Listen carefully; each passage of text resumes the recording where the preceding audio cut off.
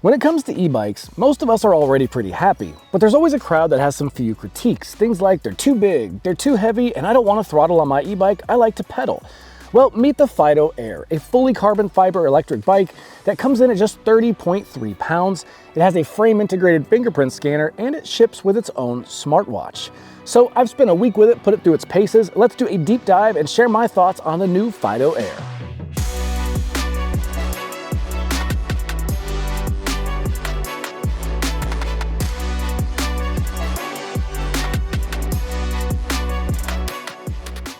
All right guys, so the Fiido Air, as you can see just by looking at it, it's not your typical e-bike. Now this is a class 1 e-bike, meaning there is pedal assist up to 15 miles an hour. That's right, 15, not 20, because this is more of a Euro themed speed control, where in Europe, e-bikes are controlled to 15 miles an hour. So that's where they have limited the pedal assist to this, and it has no throttle.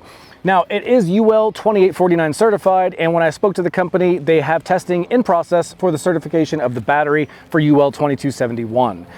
Now, when it comes to the price, this is $17.99. Now, at $17.99 for a fully carbon e-bike weighing 30 pounds that I was able to cover around 45 miles of range, that's a really solid valuation. We'll talk about some reasons why I think they were able to keep it that low as we go through the review, but just know going into it, when it comes to limitations, right off the bat, this is a no throttle, maxed at 15, although I was able to push it up to about 17, 18 with my own legs, just naturally, not really trying at all with pedal assist. But I'd say that's about where you top out on speed on this bike. Now you can use your own legs and just go as fast as you want, or as fast as your legs will let you, beyond 15 to 18, but this is designed to stick to that 15 to 18 mile an hour range. Now, when it comes to color, sizes, and things like that, this is the matte silver colorway, and it's the only color, part of one of the reasons why I think they're able to keep their production costs a little bit lower, and ultimately the cost of the bike a little bit lower. It's because they don't offer a range of colors for you to pick from, so they don't have to buy a bunch of colors to have on hand for inventory. I think it helps streamline their inventory and keep prices low. Now, it comes in 3 sizes, which is nice. That is a medium, large, and an extra large, and it covers a pretty wide range. On the low end, 5'4", and on the high end, all the way up to 6'9". Now, this is the large frame, so I can go over the numbers for this one, and I'm 5'11", and it fit me very well. Now, the numbers for this one, it's got a 33-inch standover height, so if your inseam is at that 33-inch mark, that's where that top tube reaches. The wheelbase is around 42 inches, the reach up front is 16 inches, and you've got about 7 inches of adjustability here in this carbon seat post, carbon arrow-shaped seat post, kind of cool. So, in addition to that, it's got a max payload of 264 pounds, so a little bit lower than what we're used to seeing, but when your entire bike, we're talking frame, fork, seat post, and handlebar, and stem, all carbon fiber, it's just gonna limit how much excess payload you can throw on top of it, unlike an aluminum or a steel framed bike. Now, when it comes to the tires and wheels, this is a fun setup here. It's got a 700C, so a road bike, gravel bike diameter, but that equates really to about 29 inches anyway. And it's wrapped in a Kenda 700 by 40C tire with a nice aggressive gravel tread pattern and some puncture protection built into the casing. Now, this is a double walled alloy wheel, 700C like I said, and you do have steel spokes as well. Now, when it comes to fenders and racks, this does not ship with fenders or racks. Again, that's probably part of the way they're able to keep costs down low, but it does have mounting points for all of those features. If you wanted fenders and racks, you can get those as optional accessories. And if you have some of your own at home, there are mounting points here on the seat tube for bottle cages and on the down tube for another accessory if you want to do that as well. And in terms of lighting, we've got front to back LED lighting that looks really nice on this bike. I'll have you notice it is built into the proprietary design of this frame. It looks very, very good. My only caveat to these, and I always caution people, is just these look great in proprietary frames like this, but in the event the light becomes damaged, needs a repair or serviced, it gets a little bit more challenging to find specific parts for it just because they're so unique to this one bike. However, with that said, if it's kept up with and protected well, it should be fine, and it looks really nice on this bike in general. Now, the light is also fixed position, so you cannot adjust the angle, but is a nice bright light that puts a good wide print out in front of you on your path, and I think the lighting on this is really, really nice as well. Plus the integrated tail light and brake light in the rear. All right, now in terms of the motor and battery, this bike is packing a pretty unique setup. So like I said in the beginning, there's no throttle and no display on this cockpit. So we'll get into how that's covered and how you know what pedal assist level you're in, but just know that going into it, no throttle, no display, and only 2 riding modes.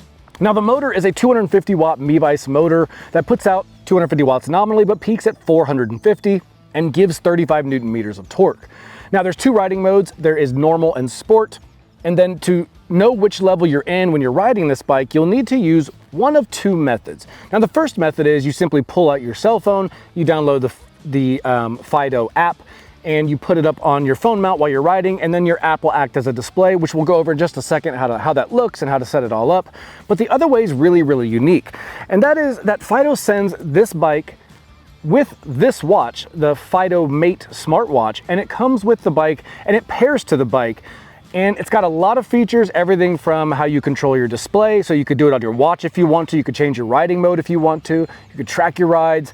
But if you don't want to use this, you could always just stick to using your phone and the app. It's just kind of a unique feature that they allow you to use and let it have a little display on your wristwatch while you're riding the bike, but you don't have to use it if you don't want to. There's also some cool security features in here like proximity unlocking of the bike. You can arm the bike to be locked, and when you get into a certain proximity of the bike with the watch on, it will automatically unlock it for you. So it's kind of a cool feature.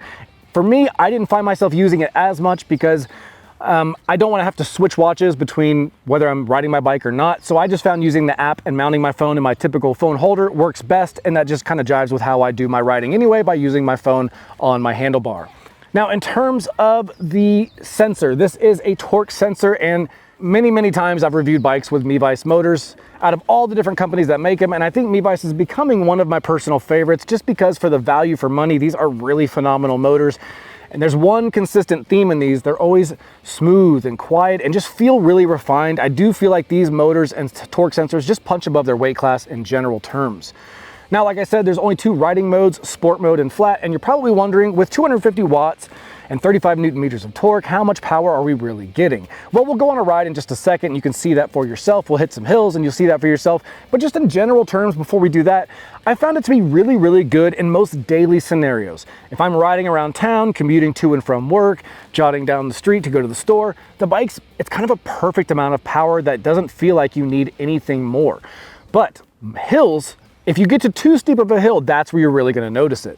You've got a single speed setup, so you can't change gears, and you've got 35 Newton meters of torque and a motor that only peaks at 450 watts. So it's going to help you, and you're going to feel that help as you're going up the really steep hills. But just know when you hit those, it's also when you're going to have to pedal a little bit harder. Because you have no throttle, this is a true pedaling bike, electric bike, that needs to be pedaled at all times if it's going to be moving. So that's something to keep in mind as well. Now, when it comes to the battery, as you can see, we've got this fully integrated battery in the down tube of the frame with no access panel to remove it quickly, and that's because it is designed to stay inside the bike. But before you get concerned about service or issues, warranties, repairs, it does have an access point on the bottom bracket where a mechanic or a service tech can access the battery, pull it out, and deal with those internals if they ever need to. So don't worry about it from a service standpoint, just know that from a daily life standpoint, it's not the kind that comes with a key and you can just pop it off whenever you want to. Now, in terms of range, you're probably wondering what a 250 watt motor and 36 volt battery can pull off. This battery specifically has 5.8 amp hours and 208 watt hours, and it's a 36 volt system. So that gives us what they say should be up to 37 miles range. Now, I took it out on my own range test 2 times, one in normal mode, one in sport. On normal mode, I got 44 miles, and in sport mode, I got 25 miles. Now, another important feature to know about this is it's limited to 15 miles an hour. Now, they say 15 miles an hour, but in theory and in practice of riding the bike, I found I could feel the motor cut off around 17, sometimes 18 miles an hour, but just know that it's not going to go to that full 20 miles an hour. Now, for some people, that will be a deal breaker, and for others, that will be just fine. You figure out which camp you're in when it comes to that. Now, when we talk about the component lineup on the Fiido Air, it's another area that's pretty streamlined and unique to this style of e-bike. So I'll start with the drivetrain. We've got a carbon gates belt drive.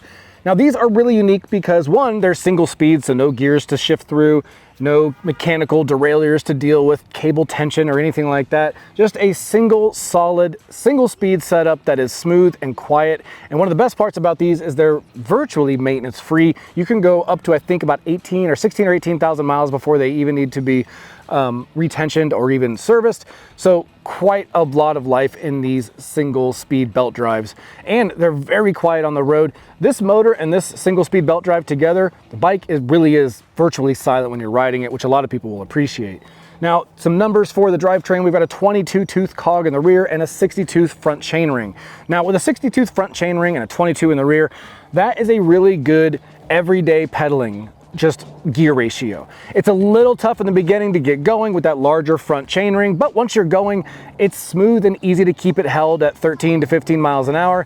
And one of the cool features about this bike is I ran out of gas, or not gas, but battery power when I was range testing this, and I pedaled it all the way back to my house with no battery power. And because it's a 30-pound e-bike with a single speed smooth drive setup like this, it was pretty simple to ride back home. So all in all, very nice, clean, simple setup on the drivetrain. Now our cranks up here are Pro Wheel 170 millimeters, and we have some alloy flat pedals as well.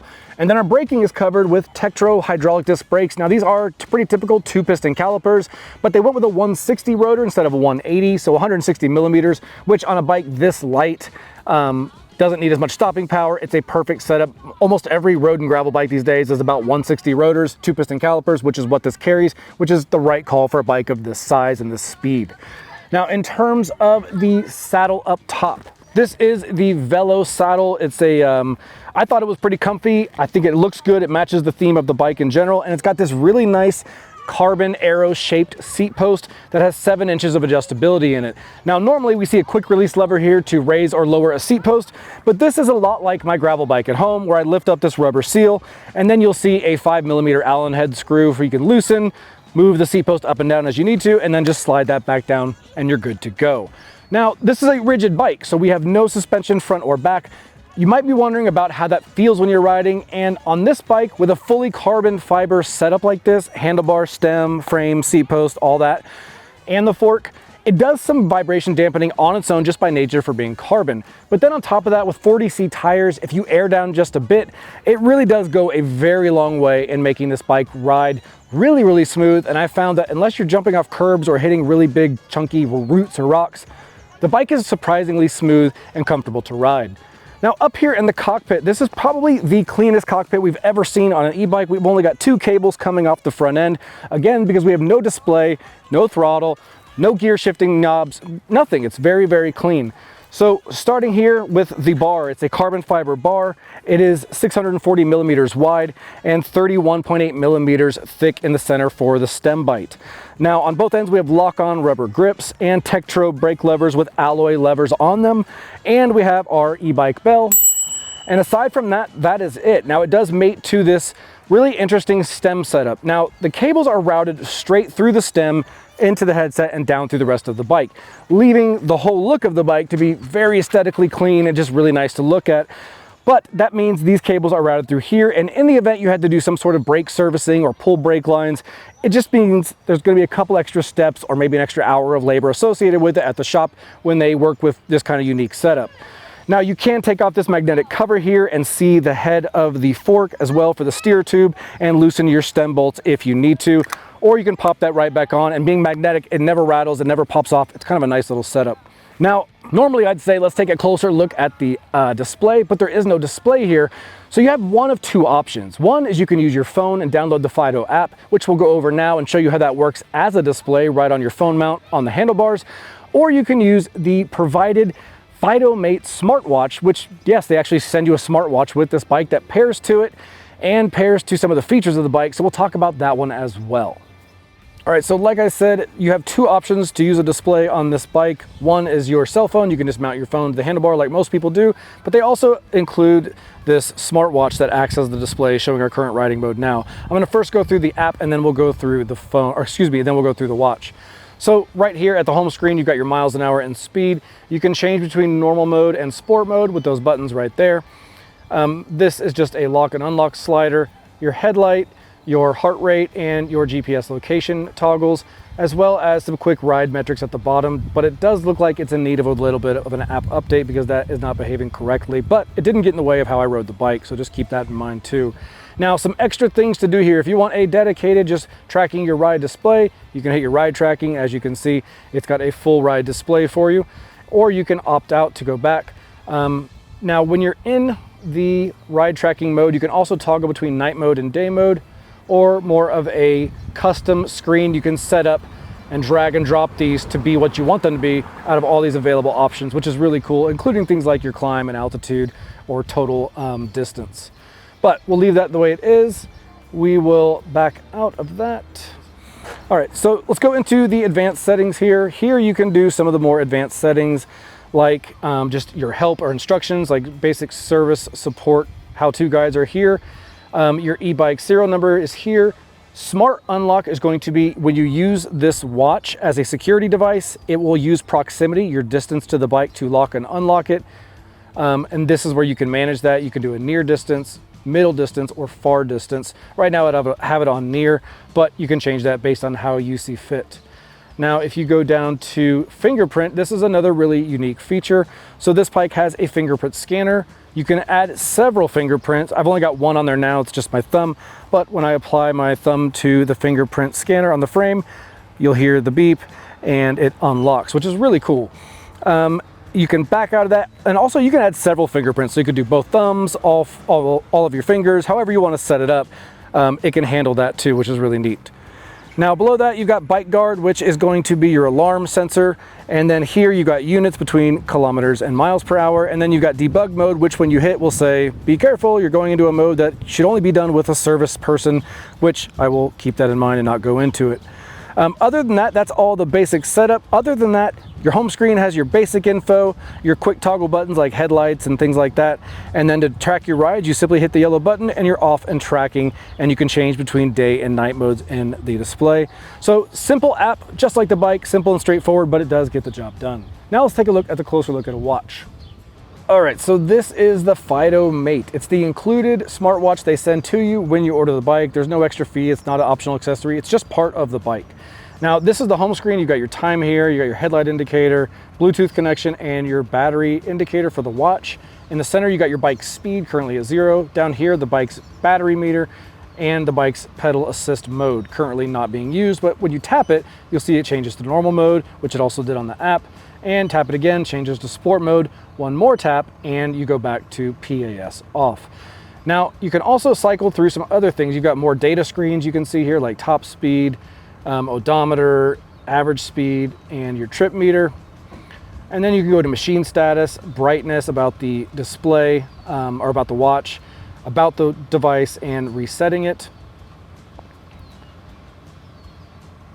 And so if you go back to the home screen here, that really acts as the meat and potatoes of what the watch does. It's a quick way for you to glance at the metrics, see what you need, tap it if you want to change pedal assist modes, and tap it again to turn it off.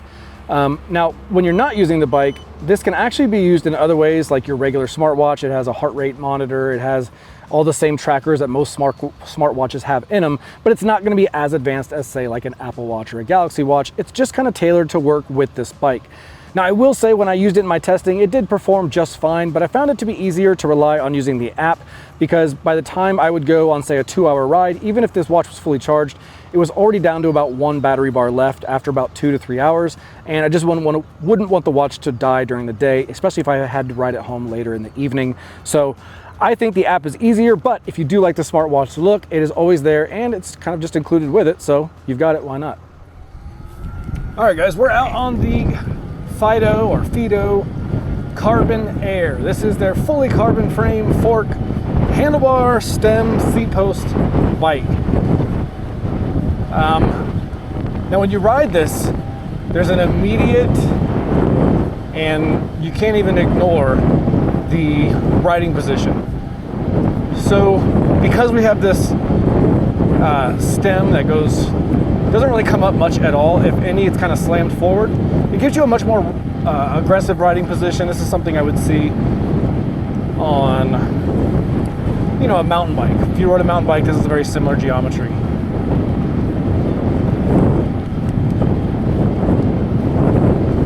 You're kind of leaning your weight into your hands, right on the grips. Your head is kind of tilted upwards instead of like naturally forward. So it's not going to be like a relaxed geo upright seating day cruiser style bike. This is more of a sporty, a little bit more aggressive rider's position. Also, I As you guys know, the speed limit on this is 15 miles an hour, which in Europe is standard. It's the law, I think. But out here, that's not, people expect class 2, class 3, 20 to 28 miles an hour. So it's another thing that just makes it uniquely different. Now, if you're not worried about speed and you just like pedaling because there's no throttle, this really is a great bike. And if you're not worried about, like right now I'm going 15 miles an hour. This is a very nice pace. It's quick, it's smooth. You're just not gonna go any faster with pedal assist.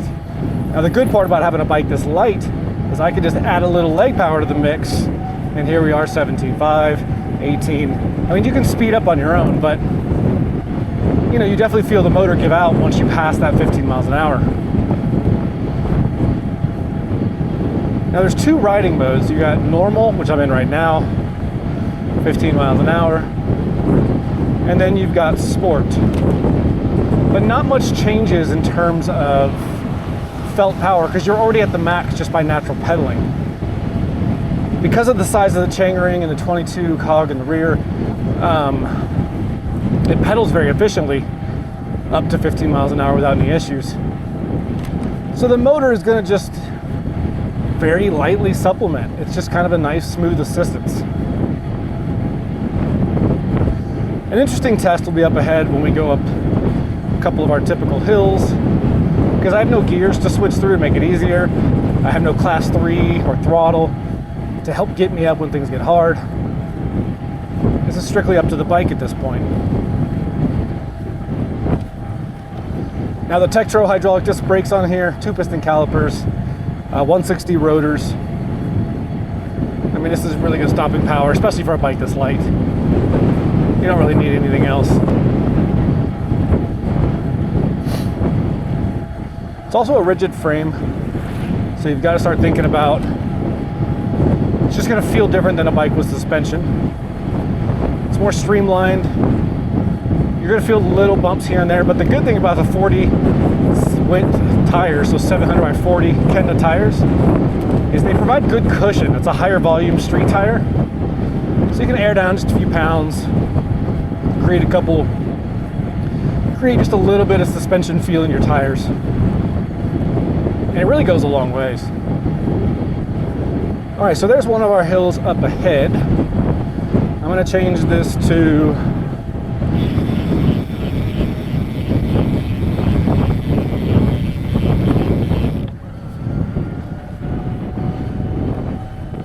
so let's go to sport, and then this is a 9% grade on this hill, currently at 16.2, 15.7, 14.3, 13.5, 12.9, 13. So we lost a little bit of speed, about 3 miles an hour on that 9% push. But when I go around this corner, we'll go into a neighborhood that's got like a more sustained, about a 5 to 7% average grade, and it goes on for about a quarter mile. So let's see how we do holding speed there, because I can't, like I said, I can't change gears or manipulate it in any way. It'll just be me pedaling, and the bike does what it does.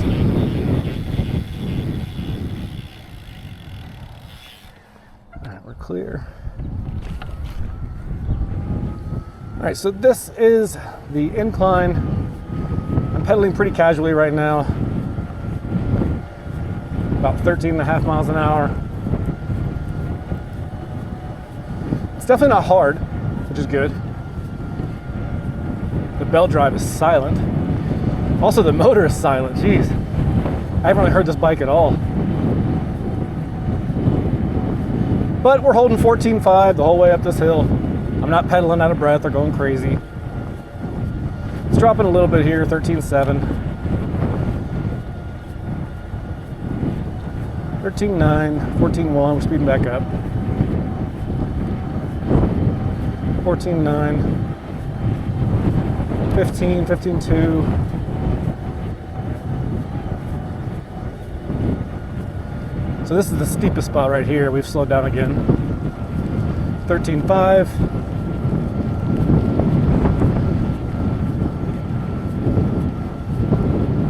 13.1, 13.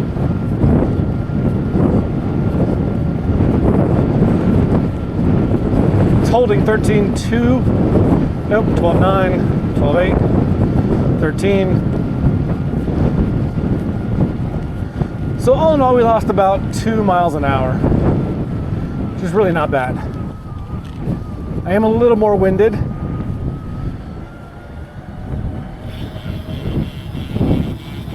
But if you live in an area with mild terrain and you don't mind pedaling, or you like pedaling, it's be a really fun bike.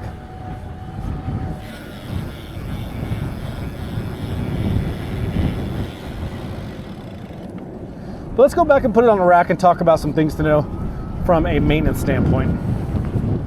All right, guys, so looking at the Fiido Air, gonna take off my reviewer hat and put on more of a hat geared towards just what it's like to own this, the build perspective, and some things to be aware of when it comes to servicing a bike like this, because there's some things that are a little unique about it, and well, we'll just get into those. So I'll start off with what I like on this bike. So we've got a through axle up front on this fork.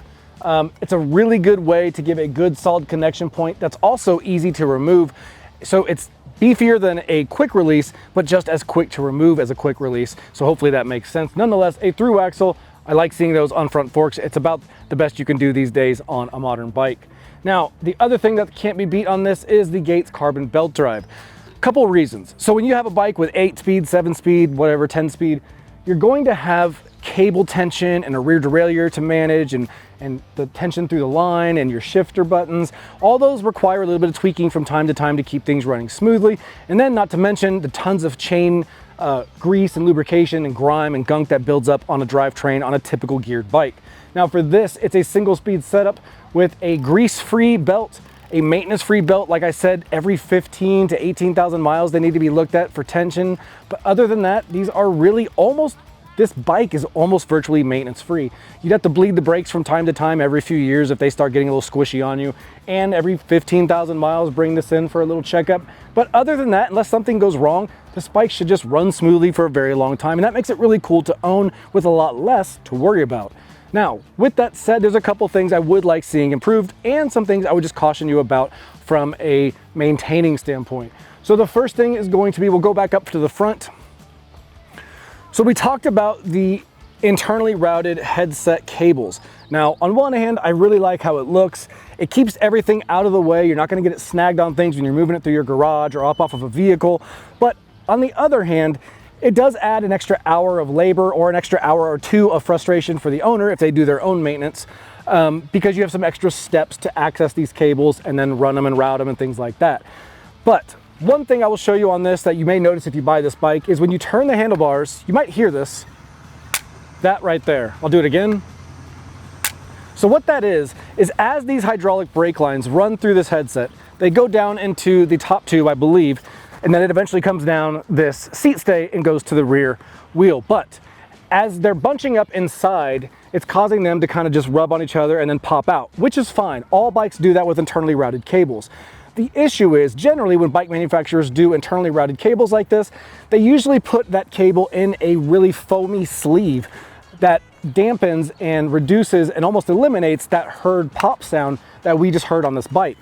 So I'd like to see in future models they add that extra 20 cents worth of material and just quiet up those internally routed cables. It only does it one way. Maybe it's not gonna do it now. Ah, there it is. So yeah, so just the one, I'd like to see that quieted up. It's really easy and cheap to do, and it's something you could even do yourself if you wanted to. Now, aside from that, the lights. So I like how these lights look. I like how the frame looks. I like a lot about this.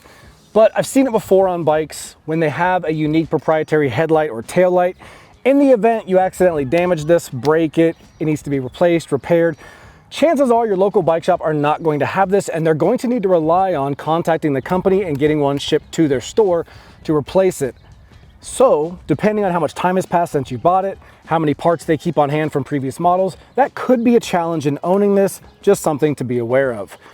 Other than that, the bike is really low maintenance, it's easy to use, it's fun to ride, and if you don't have a problem with not having a throttle and going 28 miles an hour, and you're good at 15, this is a pretty solid bike to hang on to. All right guys, so there you have it, the Fiido Air. This was a really unique bike. I actually had a lot of fun riding this bike around town. I kind of really enjoy its clean, simple look and simple approach to just riding an e-bike. You get that electric assistance help when you need it. You get up to 45 miles of range, or at least I was able to. And frankly, if you don't care about throttling around and don't need fat tires, this is a really solid option for someone who just wants a clean, no-nonsense e-bike that isn't trying to be overkill, but just try to give you a little bit extra help on your rides every day. I think the Fiido Air nails it, coming in at 30.3 pounds. It's one of the lightest e-bikes we've ever tested. Really unique security features like the proximity security alarm with our security unlocking with the smartwatch, the frame integrated fingerprint sensor. It's just a really neat bike that I really enjoyed testing. And if you guys have any questions about it that I didn't cover, just drop a comment down below. I'll do my best in sourcing that information and getting it back to you personally. And until the next review comes out, I'll see you guys out on the trail.